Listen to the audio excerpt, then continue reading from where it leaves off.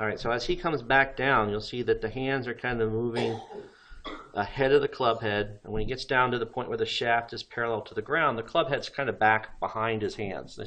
His hands are between the club head and the golf ball. Does that make sense? That's what you'll see pretty typically for about 95% of your tour pros or better players. What you're going to see here is you do get the club back to the inside, okay, which is where that draw is coming from, but you're kind of releasing early. You'll see it better from the other angle. When your shaft is parallel to the ground, you can see your hands are up, way up high, right? And his are down kind of low, upper to mid thigh. Okay, so there's a little bit of a cast here, a little bit of release early, right? So that's going to affect some of the power in your swing and some of the distance and solidness of contact and things like that. Okay, as you continue from here down to the ball, now you can see that the club head is actually moving out past your hands and the club face is closed, right? His is still a little bit more open. He comes down, get you to impact.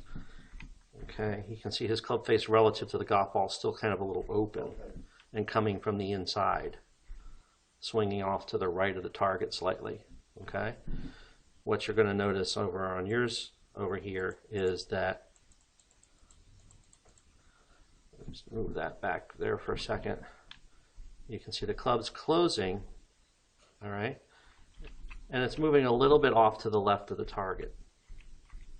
Okay, you kind of caught this one on the toe a little bit, so you can see the club face actually open. It's open more there than it is here, so it kind of flipped the club on you slightly.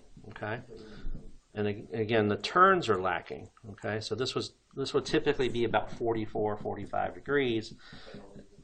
Yeah. On the high side, average is 36, so that's why it's green. This is also 36 on average, okay? So we're getting into the left side, but we're not really rotating through the shot, okay? So again, that's allowing you to kind of overdo it with the hands and flip you a little bit. You'll notice as he goes forward from here, good extension through the shot here at waist high, okay? You can see the difference. Well, you won't be able to see it well from this angle. We'll have to do it from there. But you can see he's more turned. Okay, see how the hips are kind of more to the target, and yours are still kind of pointing over there to the right somewhere. Okay.